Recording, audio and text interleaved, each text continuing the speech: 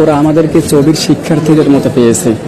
ইট পাথর ধারালো অস্ত্র রান্দা এগুলো নিয়ে বসেছিল। দেখুন কি অবস্থা করছে।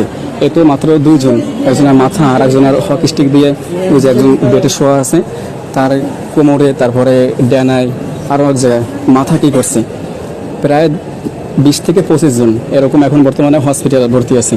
একজনের তো সংখ্যা অনেক খারাপ, তো সবাই দোয়া করিয়েন। বলবো